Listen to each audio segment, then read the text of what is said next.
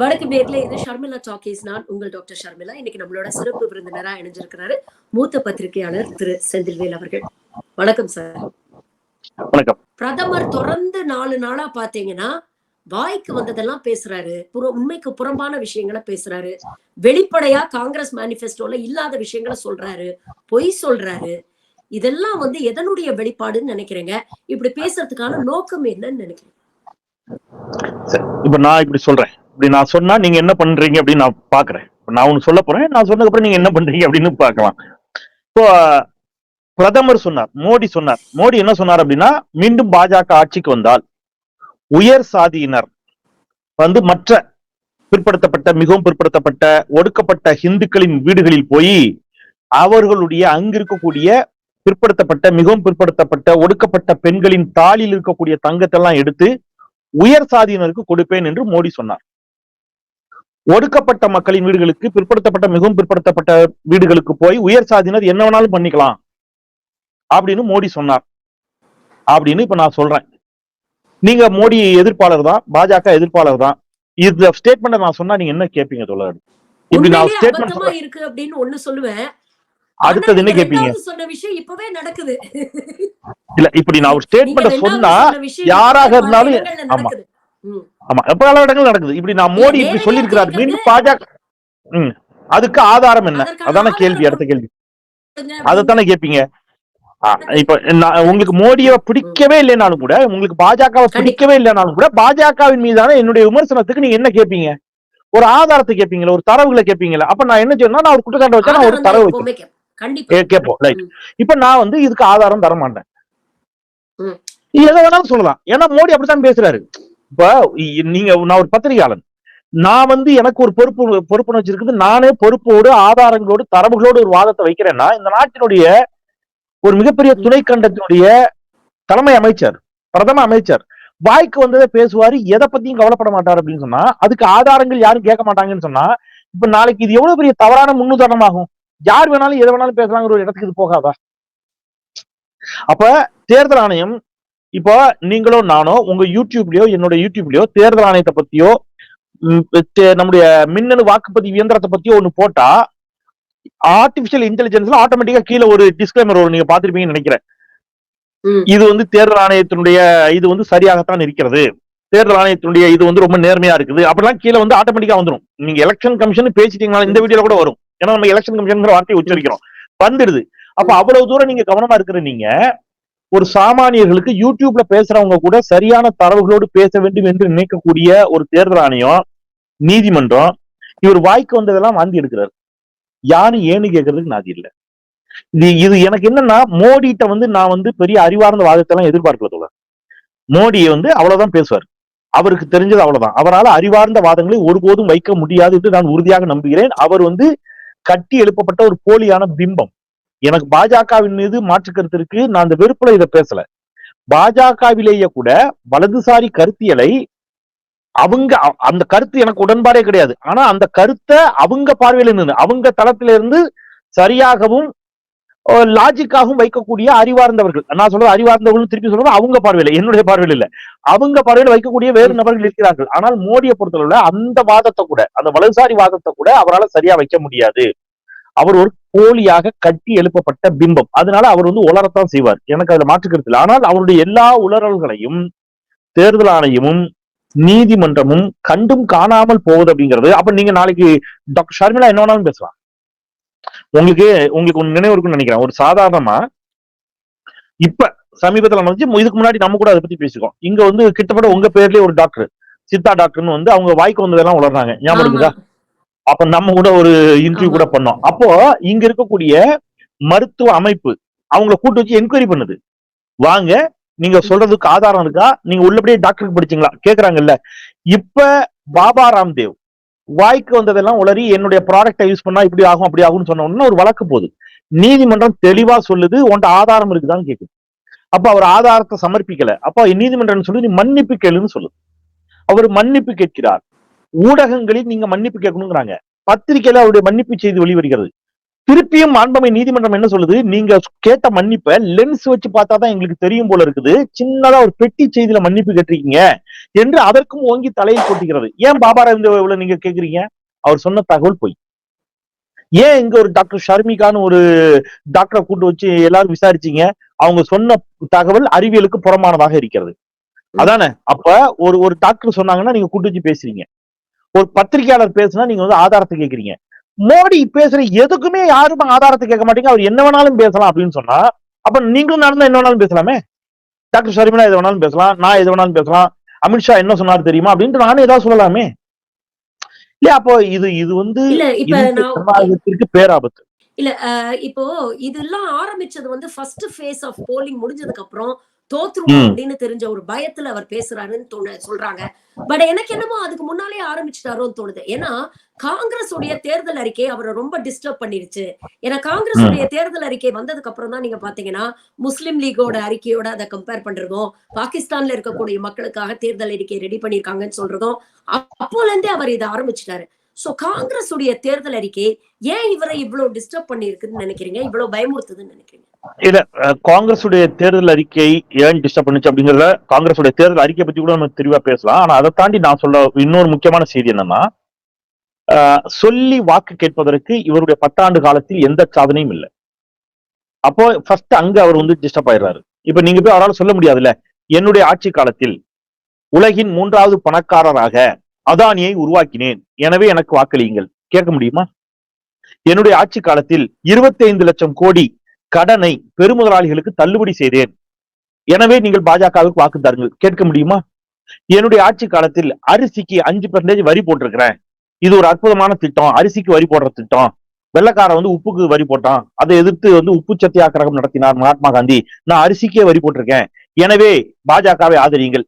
கேட்க முடியுமா? தங்கமலை வரலாறு காணாத விலை உயர்வுக்கு காரணம் என்ன தெரியுமா? 3 விழுக்காட்டிலிருந்து 15 விழுக்காட்டாக தங்கத்தின் மீதான வரியை நான் உயர்த்தினேன். ஆனால் பாருங்க, வைரத்துக்கு நான் 3% தான் வரி போட்டிருக்கேன். ஏனென்றால் வைர வியாபாரிகள் பெருமுதலாளிகள் பெருவாரியாக குஜராத்தை சேர்ந்தவர்கள், அவர் என்னுடைய நண்பர்கள். எனவே வைரத்திற்கு 3 விழுக்காடு வரி, அரிசிக்கு 5 விழுக்காடு வரி, தங்கத்துக்கு 15 விழுக்காடு வரி, எனவே பாஜகவுக்கு வாக்களியுங்கள். நான் வந்து பெட்ரோல் டீசல் விலையை வந்து கண்ணாபண்ணான்னு உயர்த்திட்டேன், அதுவும் கொரோனா காலத்திலேயே உயர்த்தினேன். சிலிண்டர் பாத்தீங்களா 1000 ரூபாய் கொண்டு வந்து விட்டுருக்கேன். இப்படி இப்படிலாம் சொல்ல முடியுமா? நீங்க உங்களுடைய சாதனைன்னு சொல்றதுக்கு என்ன இருக்கு? 10 வருஷம் ஆகியும் நான் என்னால எய்ம்ஸ கட்ட முடியல, நான் ஒரே ஒரு செங்கலை தான் வச்சிருக்கிறேன், எனவே எனக்கு வாக்கு தாருங்கள். நான் வந்து எல்லையில வந்து கோட்டையை விட்டுட்டேன், எல்லையை என்னால பாதுகாக்க முடியல, எனக்கு அந்த திராணி இல்ல, எல்லையில வந்து சீனாக்காரன் புகுந்து ரோடு போட்டு வீடு கட்டிட்டான், ஒரு நகரத்தை உருவாக்கிட்டான், ஆனால் என்னால் சீனாவை கண்டிக்க கூட முடியாத இடத்தில் நான் இருக்கிறேன், எனவே இந்திய மக்களை எனக்கு வாக்கு தாருங்கள். இந்திய நாட்டினுடைய ராணுவ வீரர்கள் 44 பேரை உள்நாட்டிற்குள் புகுந்து ராணுவ கான்வாய் போகின்ற பொழுது அந்த கான்வாயின் மீது பாய்ந்து பயங்கரவாதிகளால் கொல்ல முடிகிறது, அந்த அளவிற்கு நான் வந்து பாதுகாப்பை பலவீனப்படுத்தி வச்சிருக்கிறேன், எனவே எனக்கு வாக்கு. இப்படியா கேட்பாரு? நீங்க என்ன கேட்பாருன்னு சொல்லுங்க தோழர். நான் என்ன சொல்றேன், சீரியஸாவே நான் கேட்கிறேன். நான் பலமுறை ஒரு பாஜக வந்து என்ன சொல்லி வாக்கு கேட்பது ஏதாவது ஒரு 1-2 இருக்கான்னு கூட யோசிச்சு பார்த்திருக்கிறேன். விருப்பங்களுக்கு அப்பாற்பட்ட யோசிச்சு பார்த்திருக்கேன். எதுவுமே இல்ல. இப்படி சொல்றீங்கல்ல, இது எல்லாத்தையும் தள்ளி வச்சுட்டு ஓப்பனா பொய் சொல்றாரு தோழர். காங்கிரஸ் தேர்தல் அறிக்கையில இல்லாத விஷயங்களை இருக்கு பொய் சொல்றாரு. இல்ல தெரிஞ்சே சொல்றாரு. இந்த இல்ல அதோட ஒரு உளவியல நான் உங்களுக்கு சொல்றேன் அப்படிங்கறதும் தெரியுது. இல்ல அப்படி இல்ல, அது ஒரு உளவியல நான் சொல்றேன். இப்போ ரொம்ப கிராமத்துல எளிமையா இருக்கிற ஒரு உளவியல் நான் உங்களுக்கு சொல்றேன். அதுதான் கேக்குறேன், அந்த உளவியல் என்ன தெரிஞ்சே அது என்ன நான் சொல்றேன். இப்ப நீங்க வந்து இப்ப நீங்க பாலினத்தின் அடிப்படையில ஒரு பெண், தொழில் முறையில நீங்க ஒரு மருத்துவர், ரைட்? நான் ஒரு பத்திரிகையாளர், தொழில் முறையில பாலினத்தின் அடிப்படையில் ஒரு ஆண். இப்படி இப்போ நீங்க ஒரு கிராமங்கள்ல அல்லது இன்னமும் இருக்கு, நகரங்கள்ல கூட இருக்கு, ஒரு பெண் ஏதோ ஒரு கேள்வி கேட்கறாங்கன்னு வைங்க, ரொம்ப ஸ்ட்ராங்கா புடிச்சிட்டாங்க, ஆதாரத்தோட கேள்வி எழுப்புறாங்க, அறிவார்ந்த கேள்வி எழுப்புறாங்க, அவங்க அந்த கேள்விக்கு பதில் சொல்ல முடியலன்னா அடுத்தது ரொம்ப ஈஸியா என்ன பண்ணுவோம் அப்படின்னு கேட்டீங்கன்னா கேரக்டர் அசாசினேஷன், ரைட்? இப்ப என்ன பண்ணிட்டு போடுவாங்கன்னா, இவளை பத்தி தெரியாதா, இவன் அன்னைக்கு என்ன பண்ணா தெரியுமா அப்படின்ட்டு ஒரு கேரக்டர் அசாசினேஷன் பண்ணிடுவோம். இப்போ இந்த கேரக்டர் அசாசினேஷன் பண்ண உடனே அந்த பெண் அது வரைக்கும் வைத்த வாதம் இருக்குல்ல, கேள்வி, அதுக்கெல்லாம் தரவுகளை முன் வச்சு திருப்பி வாதம் வைப்பதை விட்டு தன் மீது சுமத்தப்பட்ட பழிக்கு இல்லைன்னு சொல்றதை நோக்கி ஓட ஆரம்பிப்பாங்க. அப்போ டேக் டைவர்ஷன் முடிஞ்சு போச்சா? உங்க ஒரு பழியை தூக்கி போட்டாச்சுன்னா இப்ப நீங்க அதுக்கு தான் பதில் சொல்லிட்டு இருக்கணும். இது வந்து ரொம்ப கேவலமான அருவருக்கத்தக்க ஒரு என்ன சொல்றது, ஒரு மிக மிக ரொம்ப சமூகத்துல புறையோடி போயிருக்கக்கூடிய ஒரு பொது புத்தி. இந்த பொது புத்திய மோடி எதுக்கு பயன்படுத்துறாருன்னா அரசியலுக்கு பயன்படுத்துறாரு. இப்ப போற போக்குல மோடி என்ன சொல்லிட்டு போயிடுவாருன்னா, இப்படி வந்து தங்கத்தை எல்லாம் எடுத்து இஸ்லாமியர்கள் கொடுக்கணும்னு காங்கிரஸ் சொல்லி இருக்குது அப்படின்னு சொல்லிட்டாருன்னா, இந்த சொல்லி இருக்காராம் மோடி சொல்லிட்டாரு இந்த தகவல் எல்லா இடமும் போயிடும். இப்ப நீங்களும் நானும் இதை பத்தி பேசுறோம், 4 ஊடகம் இதை பத்தி பேசியிருக்கோம். இப்போ வந்து இதை ஒருத்தர் ஒரு 2 பேர் கேட்கிறாரு, டிக்கெட்ல போய் பேசுவாரு. டிவில நேத்து ஒரே சண்டைப்பா விவாதத்துல, என்னாச்சுப்பா ஏதோ காங்கிரஸ் ஆட்சிக்கு வந்தா ஹிந்துக்களுடைய தங்கத்தை எல்லாம் எடுத்து, தாலியில இருக்கக்கூடிய தங்கத்தை எல்லாம் எடுத்து முஸ்லீம்ஸுக்கு கொடுத்துருவாங்களாமே, அவ்வளவுதான், அது பொய், அது இல்ல, அடுத்த வாரத்துக்கு போட்டாரு. அத பத்தி ஒரே விவாதம்ப்பா அப்படின்ட்டு வைங்களேன். இதை கேட்டுட்டு ஒருத்தர் வீட்டுக்கு போவாரு, காங்கிரஸ் ஆட்சிக்கு வந்தா ஹிந்துக்களுடைய தங்கத்துல தாலியில இருக்கிற தங்கத்தை எல்லாம் கூட எடுத்து முஸ்லீம்ஸுக்கு கொடுத்துருவாங்களாமே, போச்சா. இப்படியே பரவும் இந்த செய்தி. இப்போ இதற்கு ஆட்சிய எதிர்வினை அல்லது அப்படி ஒண்ணு நடக்கலைங்கிறது, அல்லது மன்மோகன் சிங் அப்படி பேசலன்னு வெளியான உண்மையான வீடியோ, ராகுல் காந்தியுடைய உண்மையான வீடியோ, இது எல்லாமே அடிபட்டு போகும். இது மட்டும் அடிபடாது. இப்ப நீங்களும் நானுமே எதை பத்தி பேசுறோம்? வேலையில்லா திண்டாட்டத்தை விட்டோமா, விலைவாசி உயர்வை விட்டுட்டோமா, தேச பாதுகாப்பின்மையை விட்டுட்டோமா, எல்லாத்தையும் விட்டுட்டு எதை பேசுறோம்? இதை பத்தி பேசிட்டு இருக்கோம். இப்ப இதை டேக் டைவர்ஷன் போட்டுட்டு நேற்று மகாராஷ்டிரால என்ன பண்ணிட்டாரு, 25,000 கோடி மெகா ஊழல், அஜித் பவாரினுடைய ஊழல். சொன்னது யாரு? மோடி தான் குற்றம் சாட்டினாரு. அஜித் பவாரினுடைய 25,000 கோடி ஊழல மோடி குற்றம் சாட்டினார். இன்னைக்கு அஜித் பவாரினுடைய மனைவிய கிளீன் சிட் கொடுத்துட்டாங்க. மனைவி முடிஞ்சு போச்சு. அஜித் பவாரின் மனைவிக்கு இதுல தொடர்பு இல்ல, கிளீன் சிட். அப்ப பவாரின் மீது குற்றம் சாட்டியது யாரு? நீங்க. இப்போ எப்படி சரியா போச்சு? இப்போ இதை டேக் டைவர்ஷன் போட்டு இந்த பக்கம் போயிட்டாங்க. இப்ப நம்ம எல்லாம் எதை பேசிட்டு இருக்கோம்? இது வந்து ரொம்ப கிளவரா பண்றாங்க. இப்போ காங்கிரஸ் தேர்தல் அறிக்கையில சொன்னதை பத்தி நாட்டு மக்கள் விவாதிக்க மாட்டாங்க. காங்கிரஸ் தேர்தல் அறிக்கை எதெல்லாம் சொல்லுது? ரொம்ப தெளிவா சொல்லுது. ரொம்ப முக்கியமா சில விஷயங்களை சொல்லிக்கிறது. கல்வி மாநில பட்டியலுக்கு கொடுக்கப்படும். அப்ப நீட் உள்ளிட்டவை வேண்டுமென்றால் வைத்துக் கொள்ளலாம், வேண்டாம்னு எடுத்துக்கலாம். நீங்க பெருமுதலாளிகளுக்கு 25 லட்சம் கோடி கடனை தள்ளுபடி பண்ணிக்கங்க. காங்கிரஸ் ஆட்சிக்கு வந்தால் விவசாய கடன் தள்ளுபடி செய்யப்படும், கல்வி கடன் தள்ளுபடி செய்யப்படும், டோல்கேட் அனைத்தும் அகற்றப்படும். 1 லட்சம் ரூபாய் வறுமை கோட்டிற்கு கீழ் இருக்கும் குடும்பங்களுக்கு ஒரு வருடத்திற்கு 1 லட்சம் ரூபாய் கொடுக்கப்படும். இப்ப இதை எப்படி கொடுக்கப்படும் கேக்குறாங்க. அப்ப அவர் கேட்கிறாரு, நீ பெருமுதலாளிகளை எப்படி கடன் தள்ளுபடி பண்ணு கேட்கிறாரு. பதில் இல்ல. நேற்று ராகுல் காந்தி சொல்கிறார், 16 லட்சம் கோடி கடனை நீங்கள் தள்ளுபடி செய்திருக்கிறீர்கள் உங்கள் பணக்கார நண்பர்களுக்கு. அந்த 16 லட்சம் கோடிய சரியா பிரிச்சு கொடுத்தாலே யார் யாருக்கும் கொடுக்கலாம்னு அவர் லிஸ்ட் அவுட் பண்றாரு. இப்ப இது எல்லாமே அடிபட்டு போகும். நீங்க எப்பவுமே தோல உங்களுடைய கேள்வியில இது ரொம்ப இன்னும் சில்லியா நான் சொல்றேன். அதாவது சில்லியான ஒரு உதாரணத்தை சொல்லணும்னா, 10 ரூபாய் கீழே போட்டுட்டு 10 ரூபான்னு உங்க டைவர்ஷன் திரும்பும் போது உங்க 1000 ரூபாய் பிட் பாக்கெட் அடிப்பான்ல, ஒரு பிட் பாக்கெட். அந்த தந்திரம் தான் இது. மோடி செய்யற வேலைங்கிறது உங்க கவனத்தை திசை திருப்பிட்டு வேற ஒரு வேலையை பண்ணிட்டு போயிடுறது. இப்ப நம்மளும் வந்து அதுக்கு தானே பதில் சொல்லிட்டு இருப்போம். நீங்க வந்து கேள்விகளுக்கு உங்களால பதில் சொல்லவே முடியாது. இது இயல்பா நடக்கும். நீங்க டக்குன்னு வந்து என்னாச்சு உங்க முகம்லாம் ஏதோ ஒரு மாதிரி அலர்ஜியா இருக்குது அப்படின்னு நான் உங்களை சொல்லிட்டேன்னா உங்களுடைய மொத்த கான்சென்ட்ரேஷன் இந்த ஷோல விட்டு போயிடும். முகத்துல திடீர்னு என்ன ஆச்சு, நீங்க எல்லாத்தையும் மறந்துடுறீங்கல்ல. இந்த மாதிரி அப்ப மக்களை அறிவு சார்ந்து தூண்டுவது என்பது கடினம், உணர்வு சார்ந்து தூண்டுவது என்பது எளிது. அப்ப உணர்வு அப்படிங்கிறது ஈஸியில பத்திக்கக்கூடிய ஒன்று. நீங்க அறிவு சார்ந்து அவன் போய் உன்னுடைய வேலையில்லா திண்டாட்டத்திற்கு காரணம் என்ன தெரியுமா, விலைவாசி உயர்வுக்கு காரணம் என்ன தெரியுமா, டாலருக்கு நிகரான இந்திய ரூபாயின் மதிப்பை மோடி ஆட்சியில எவ்வளவு வீழ்ச்சி அடைந்திருக்கிறது தெரியுமா, இப்படி நீங்க பேசும்போது அவனுக்கு அது புரியாது. ரொம்ப ஈஸியா உன் பிரச்சனைக்கு பாதி காரணமே அந்த ஜாதிகாரன் தான், அந்த ஜாதிகாரனாலதான் உன் ஜாதிக்கு பிரச்சனை, இந்த மதத்துக்காரனாலதான் உன் மதத்துக்கு பிரச்சனைட்டீங்கன்னா முடிஞ்சு போச்சு, ஈஸி. இப்ப இவன் எல்லா பிரச்சனையும் இது வந்து ஆனால் இந்த முறை இது மோடி வந்து இது நினைச்சிட்டு இருக்கிறாரு, இந்த முறை இது கை கொடுக்கும்னு. அவருக்கு ஒரு துயரமான செய்தியை நான் சொல்றேன், இந்த முறை அது கை கொடுக்காது. மோடி கேவலமாக தோற்பார் இந்த முறை. மோடியினுடைய தோல்வி என்பது மிகப்பெரிய கேவலமான ஒரு தோல்வியா அது அமையும். ஏன்னா வட இந்திய மக்களே மோடியினுடைய இந்த அரசியலை விரும்பல. இன்னைக்கு வட இந்திய ஊடகங்களில் வரக்கூடிய செய்திகளும் அதைத்தான் உணர்த்துகிறது. அவங்களே இதை விரும்பல. அவங்க வந்து ரொம்ப தெளிவாயிட்டாங்க, யங்ஸ்டர்ஸ் குறிப்பா தெளிவா இருக்கிறாங்க. அதனால இந்த முறை மோடி, என்னுடைய பயம் என்னன்னா, நீங்க கேட்டதுல ரொம்ப முக்கியமான கேள்வி, ஃபர்ஸ்ட் பேஸ் முடிந்த பிறகா அப்படின்னு ஒரு கேள்வி கேட்டீங்க. அது ஒரு விதத்துல உண்மையும் கூட. ஏன்னா ஃபர்ஸ்ட் பேஸ் முடிந்த பிறகு இந்த 102 தொகுதிகளில் 39 தொகுதிகளில் தான் இப்ப பாஜக சிட்டிங் எம்பி. இப்ப ஃபர்ஸ்ட் பேஸ் நடந்த 102 தொகுதியில 39 தொகுதியில பாஜக எம்பியா இருக்கிறாங்க. இந்த முறை அது இன்னும் குறையுங்கிறாங்க. இந்த 102 தொகுதிகளில் 10 15 தொகுதிகளை பாஜக வாங்கினாலே கஷ்டங்கிறாங்க. நடைபெற்று முடிந்த 102 தொகுதிகள்ல.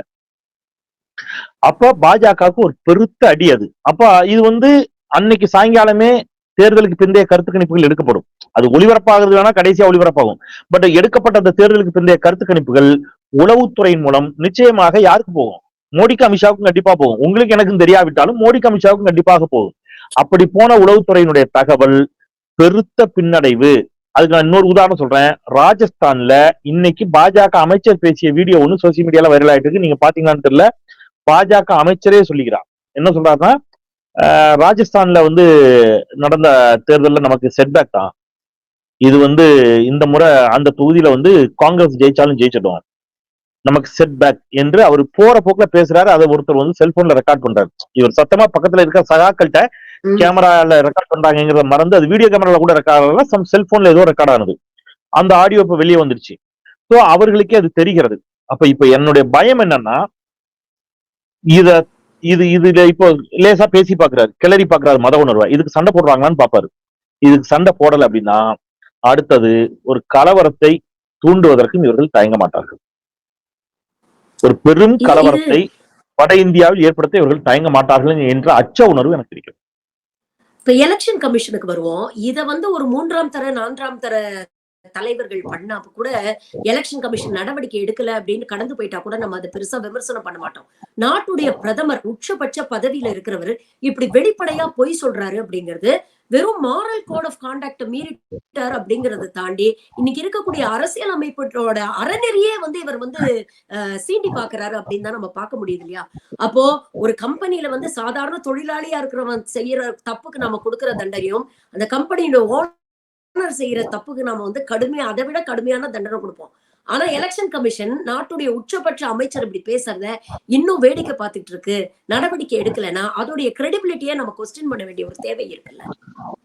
நீங்க எந்த காலத்துல இருக்கீங்க? நீங்க என்ன அசிங்கமாலாம் பேச ஆரம்பிச்சீங்க? திடீர்னு அறநெறியெல்லாம் அசிங்கமா பேசுறீங்க. அது என்ன அதிகபட்சமா தண்டனை கொடுக்கணும் இல்லையா இந்த மாதிரி விஷயங்களுக்கு?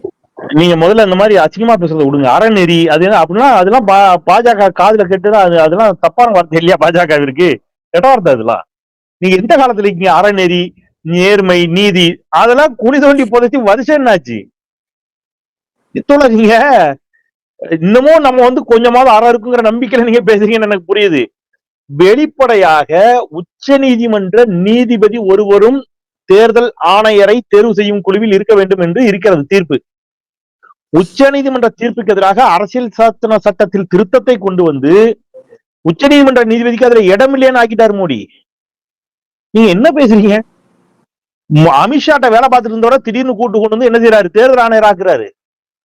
எதிர்கட்சியின் சார்பில் இருக்கக்கூடிய உறுப்பினருக்கு சில நிமிடங்களுக்கு முன்புதான் பட்டியல் கொடுக்கப்படுது. கொடுத்துட்டு இதுல யாராவது ஒருத்தர் நீ சொல்லுங்கிறாங்க. அவர் சொல்றாரு எப்படி சொல்ல முடியும்னு கேட்கிறாரு. ஒரு தேர்தல் ஆணையர் தேர்தல் அறிவிக்கப்படுவதற்கு சில நாட்களுக்கு முன்பு திடீரென்று ராஜினாமா செய்கிறார். என்னைக்கு இந்தியாவில இதெல்லாம் நடந்திருக்குது? என்னைக்கு நடந்திருக்குது? இந்தியாவினுடைய ஜனநாயகத்துடைய இல்ல அவருக்கு தோல்வி பயம் வந்து விட்டது. அது வேறு, அது உண்மை. நீங்க மோடி உங்களுக்கு 2010 தேர்தல் அதிகாரிகளை கேக்குறேன்.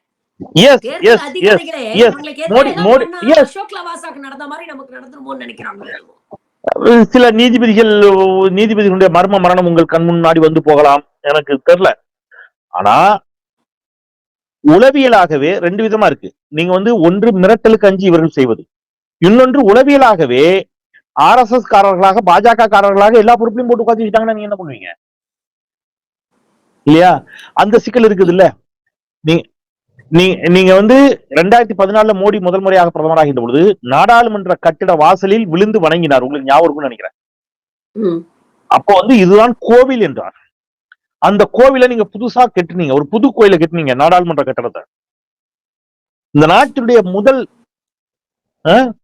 ஃபர்ஸ்ட் சிட்டிசன் என்று சொல்லக்கூடிய மாண்புமிகு குடியரசுத் தலைவர் நீங்க நாடாளுமன்ற கட்டிட திறப்பு விழாவிற்கு அழைக்கப்படல. இது மாதிரியான கொடுமை எங்கேயாவது உண்டா? ஏதெல்லாம் நீங்க என்ன அப்புறம் நம்ம மாறலாம் பேசுறது, நேர்மை நீதி அவங்க எதை பத்தியும் கவலைப்படுறதா இல்ல. அவங்க வந்து எல்லாத்தையும் மீடியாவை பத்தி பேசணும்ல தோழர். இப்போ வெளிநாட்டு ஊடகங்கள்லாம் வந்து கழுவி ஊத்துறாங்க மோடியை. இப்படி பேசுறாரு, வெளிப்படையா வெறுப்பு பிரச்சாரத்துல ஈடுபடுறாரு, ஜனநாயகம் செத்து போச்சுன்னு வெளிநாட்டு ஊடகங்கள் விமர்சனம் பண்றாங்க. ஆனா இங்க இருக்கக்கூடிய மீடியா இன்னமும் இவரை தூக்கி பிடிச்சு கொண்டாடுதே. என்னதான் பிரச்சனை உங்களுக்கு? ஏன் இது நேரத்துல கூடவா, தேர்தல் நேரத்துல கூட பேச மாட்டாங்க? நேஷனல் மீடியாவை பொறுத்தவரை பெருவாரியான மீடியாக்கள் இன்றைக்கு பாஜக ஆதரவாளர்கள் அல்லது மோடியினுடைய நண்பர்கள் கைக்கு வந்துருச்சு. பெருவாரியான மீடியாக்கள் வாங்கிட்டாங்க. நீங்க அர்னாப் கோஸ்வாமி எல்லாம் வந்து மோடியோட தீவிர அரசுக்காரரு. அவர்கிட்ட போய் நீங்க போய் நேர்மையை எதிர்பார்க்க முடியாது. அப்ப நேஷனல் மீடியாஸ் வந்து எப்படி இருக்குங்கிறது நமக்கு தெரியும். என்டிடிவியை யாரு இன்னைக்கு வந்து அதனுடைய ஷேர்ஸ் யார் வாங்கியிருக்கிறாங்கன்னு நம்ம பாக்குறோம். அப்ப நேஷனல் மீடியா, அப்ப தமிழ்நாடு உள்ளிட்ட தென்னிந்திய மீடியாக்கள் ஓரளவாக பேசி கொண்டிருந்தன. அங்கேயும் கடும் நெருக்கடி கொடுக்கப்படுகிறது, முதலாளிகளுக்கு நெருக்கடி கொடுக்கப்படுகிறது. அதையும் தாண்டி பேசிய என் போன்றோர் எவ்வளவு நெருக்கடிக்கு உள்ளாக்கப்பட்டோம். அதனால் இதைத்தான் பேசணும் என்று சொன்னால் எங்களுக்கு அந்த வேலை வேண்டாம் என்று உதறி தள்ளிவிட்டு வெளியில வர்றோம். அப்ப எல்லோருக்கும் அந்த சூழல் கிடையாது. எல்லாராலையும் அப்படி வந்து வேலையை உதறி தள்ளிட்டு போனா போதுன்னு வெளியில வர நான் நண்பர்கள் யாரையும் குறை சொல்லல. ஏன்னா அவங்களுடைய குடும்ப சூழல், அவருடைய சிக்கல் எல்லாத்தையும் அவங்க பார்க்கணும். அப்போ முதலாளிகள் பெருவாரியாக மோடியினுடைய ஆதரவாளர்களாக, ஒருபடி மேல போய் சொன்னோம்னா மோடியினுடைய அடிமைகளாக மாறிவிட்ட பிறகு யார் பேசுறது? இந்தியாவில் முதன்முறையாக இந்திய ஜனநாயகத்தினுடைய பெருவாரியான முகமைகள், ஏஜென்சிஸ் மோடியினுடைய கட்டுப்பாட்டுல போயிடுச்சு. நீதிமன்றத்தின் மீது நமக்கு கடைசி நம்பிக்கை இருக்குது. அதுல இப்ப நம்ம வந்து தலைமை நீதிபதி சில கேள்விகளை அடுக்கடுக்கா கேள்வி எழுப்புறாரு. அதனாலதான் நமக்கு வந்து எலக்டோரல் பாண்ட் விவகாரமே வெளியில வந்துச்சு. இல்லைன்னா அதுவும் வந்திருக்காது. இடி என்ன செய்யுதுன்னு பாத்துட்டோம், சிபிஐ என்ன செய்யுதுன்னு பாத்துட்டோம், வருமான வரித்துறை என்ன செய்யுதுன்னு பாத்துட்டோம் இல்லையா, பத்திரிகைகள் என்ன செய்யுதுன்னு பாத்துட்டோம். அப்புறம் அதுல எலெக்ஷன் கமிஷனும் அந்த வரிசைக்கு வந்தாச்சு. இப்ப எல்லாரும் ஒரு பக்கம் நிக்கிறாங்க, எல்லோரும் ஒரு பக்கம் நிற்கிறார்கள், மக்கள் என்னதான் வழித்தொடர்? இப்ப மோடியோட டார்கெட் ஆடியன்ஸ் ஏழை எளிய படிக்காத பாமர மக்கள். ஓப்பனா ஏஜென்சியும் மீடியாவையும் கையில வச்சுக்கிட்டு பச்சையா போய் சொல்றாரு.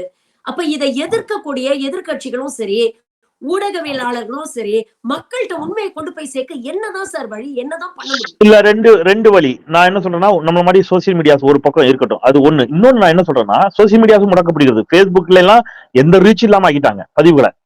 நான் என்ன சொல்றேன், பசிக்குது அப்படின்னு சொன்னா, பசிக்குதுன்னு எனக்கு பசிக்குதுன்னு வைங்க, இனி நான் பசியில் இருக்கிறேன், நான் வறுமையில் இருக்கிறேன் என்பதை எனக்கு இன்னொருத்தர் வந்து சொல்லித்தான் தெரியணுங்கிற நிலைமை கிடையாது இல்லையா. நான் பசியில இருக்கிறேன், நான் வறுமையில் இருக்கிறேன் அப்படின்னு சொன்னா அது யார் பசியில் இருக்கிறார்கள், யார் வறுமையில் இருக்கிறார்கள் அவர்களுக்கு புரியும், புரியணும். அதை தாண்டி என் பசியை தாண்டி, என் வறுமையை தாண்டி, என் ஏழ்மையை தாண்டி, எனக்கான வேலையின்மையை தாண்டி எனக்கு என் மதம் முக்கியம், எனக்கு என் ஜாதி முக்கியம் நினைச்சா சாவுங்கிறேன். Sorry to say this. வேற வழி கிடையாதுல்ல. நீங்க வேற என்ன பண்ணுவீங்க? இது இவ்வளவுக்கு அப்புறமும் எனக்கு என் மதம் முக்கியம், மதத்தின் பேரால வந்து மோடி என்னை ஏமாத்துவாரு நான் ஓட்டு போடுவேன், இந்த ஜாதியின் பேரால மோடி என்னை ஏமாத்துவாரு நான் ஓட்டு போடுவேன் அப்படின்னு நினைச்சா பசியிலையும் வறுமையிலையும் சாகு. யாரு காப்பாற்ற முடியும் உன்ன? நீ பசியில இருக்கிற, நீ வறுமையில இருக்கிற, உனக்கு வேலை இல்ல, உன்னுடைய பொருளாதார சிக்கலுக்கு காரணம் மோடியினுடைய தவறான பொருளாதார கொள்கைகள். உனக்கு வேலை கிடைச்சிருக்குதா பாரு, இவ்வளவு சிக்கல் இருக்குது, இடஒதுக்கீட்டுல பாரு இவ்வளவு பிரச்சனை இருக்குது, ஒன்லி அப்பர் காஸ்ட் பீப்புள்ஸ்க்கு மட்டும் தான் எல்லா வாய்ப்பும் கொடுக்கப்பட்டிருக்குது, உனக்கு ஒண்ணு இல்லைன்னு நம்ம கரடியா கத்துறோம், தெருவா போய் கத்துறோம், தொண்டை வலிக்குது. எல்லாத்தையும் கேட்டுக்கிட்டு என்ன இருந்தாலும் அப்படின்னு நீ போனீங்கன்னா இரு. சரி, நீங்க என்ன பண்ணுவீங்க தோழர்? நீங்க அல்டிமேட்டா நான் என்ன சொல்றேன், நீங்க வந்து எல்லாத்தையும் பண்ணி பார்த்துட்டோம், இதை செய்யாத, இந்த பக்கம் போகாத, இது பேராபத்து அப்படின்னு டேக் டைவர்ஷன் போட்டு பாக்குறோம், ஸ்பீட் பிரேக் போட்டு பாக்குறோம், பிடிச்சி இழுத்து பாக்குறோம். உங்களை ஒருத்தன் உதச்சி தள்ளிட்டு நான் அந்த பக்கம் தான் போவேன் அப்படின்னு போனான்னா அதோடைய விலை அவன் அனுபவிச்சுதான் ஆகணும். அது எல்லாருக்கும் சேர்த்தான், எல்லாருக்கும் சேர்த்துதான், எல்லாருக்கும் சேர்த்துதான், எல்லாருக்கும் சேர்த்துதான், எல்லாருக்கும் சேர்த்துதான் இந்த சிக்கல் இருக்குது. அப்ப இந்த இடம் ரொம்ப முக்கியமான படம். இப்ப இந்த இடத்துல என்ன செய்யணும்னா, எதிர்கட்சிகள் இந்த வாட்டி ஓரளவுக்கு வந்துட்டாங்க இந்தியா கூட்டணி. இன்னும் கூட ஒற்றுமை உணர்வோடு நீங்க வந்து எதிர்கட்சிகள் என்ன செய்யணும், மீதி இருக்கக்கூடிய இந்த 67 விழுக்காட்டை ஒருங்கிணைக்கணும். நீங்க அந்த 67 விழுக்காட்டை நான் சண்டையை போட்டுட்டு இருப்பேன் அப்படின்னா அது வந்து நம்ம வந்து ரொம்ப கஷ்டம். நீங்க எந்த இப்ப இங்க எடப்பாடி பழனிசாமி பண்ணாரு பாருங்க இல்லையா, நீங்க கடைசி வரைக்கும் இங்க பாஜக வந்து தமிழ்நாட்டுல பாஜகவுக்கு இன்னைக்கு 4 எம்எல்ஏக்கள் இருப்பது காரணம் எடப்பாடி பழனிசாமி இல்லையா? எல்லாத்தையும் பண்ணிட்டு கடைசி நீங்க உப்பு சப்பில்லாத ஒரு காரணம் சொல்லிட்டு திடீர்னு உங்களுக்கு அண்ணாமலை மேல கோவம் வந்துருச்சு. இப்போ வரைக்கும் நேத்து ஒரு மோடியை கண்டிச்சு அறிக்கை விட்டுருக்காரு. இஸ்லாமியர்கள் குறித்து மோடியினுடைய இந்த வெறுப்பு பேச்சை பற்றி கண்டனம்ங்கிற வார்த்தை இல்லாம ஒரு கண்டனம் அறிக்கை வந்திருக்கு தோழர். நானும் அந்த அறிக்கையில லென்ஸ் வச்சு தேடி பாருங்க, எங்கேயாவது கண்டனம்னு சொல்லியிருக்காரு. கண்டனம்ங்கிற வார்த்தை இல்லை. ஆனா அது ஜெயக்குமார் சொல்றாரு, கண்டனம் என்ற வார்த்தை இல்லாவிட்டாலும் அது கண்டன அறிக்கை தான். நீங்க என்ன பேசுவீங்க? அப்போ எதிர்கட்சிகளும் என்ன சொல்லணும், எதிர்கட்சிகள் என்பது வெறும் திமுக, விசிக, காங்கிரஸ், மதிமுக இந்த இந்தியா கூட்டணியில் இருக்கக்கூடிய கட்சிகள் மட்டும் அல்லவே, பாஜக அணியில் இல்லாத மற்ற கட்சிகளுக்கு அந்த பொறுப்பு இருக்குல்ல. ஜெகன்மோகன் பாஜக அணியில இல்ல, அப்ப ஜெகனுக்கு பொறுப்பு இருக்கா இல்லையா? ஆந்திரால மமதா பானர்ஜிக்கு பொறுப்பு இருக்குதா இல்லையா? பட்நாயக்கு பொறுப்பு இருக்குதா இல்லையா? இந்த கேள்வி வருதுல்ல. அப்ப எல்லோருக்கும் இந்த பொறுப்பு இருக்குது, கூட்டு பொறுப்பு இருக்குது. எல்லாரும் சேர்ந்துதான் அதை என்ன செய்ய வேண்டி இருக்குது, நிக்க வேண்டி இருக்குது. நிப்பாங்க. இந்தியா எனக்கு நம்பிக்கை இருக்குது, அப்படி இந்திய மக்கள் வந்து அவ்வளவு தூரம் வந்து விட்டுற மாட்டாங்க அப்படின்னு சொல்லி இந்திய ஜனநாயகத்தை நிச்சயமாக மீட்டெடுப்போம். இந்த தேர்தலில் மோடியினுடைய தோல்வியின் மீது இந்திய ஜனநாயகத்திற்கு அரியணை போடப்படும் அப்படின்னு நான் நம்புறேன். கண்டிப்பா தோழர், ஒரு பாசிட்டிவ் நோட்டோட வந்து இந்த காணொலியை நம்ம முடிக்கிறோம். அந்த ஒரு ஹோப் வந்து என்னைக்குமே இருக்கு. ஜனநாயகத்தை எப்பயும் காப்பாத்திட முடியும். எவ்வளவுதான் வந்து சோதனைகள் வந்தாலும் கடைசியில வந்து உண்மையும் நேர்மையும் ஜெயிக்கும் அப்படிங்கிற ஒரு எதிர்பார்ப்பு தான். Thank you very much. உங்களுடைய பொன்னான நேரத்துல எங்களுக்காக கொஞ்சம் நேரம் ஒதுக்குனீங்க. Thank you very much. தேங்க்யூ. நன்றி. நன்றி.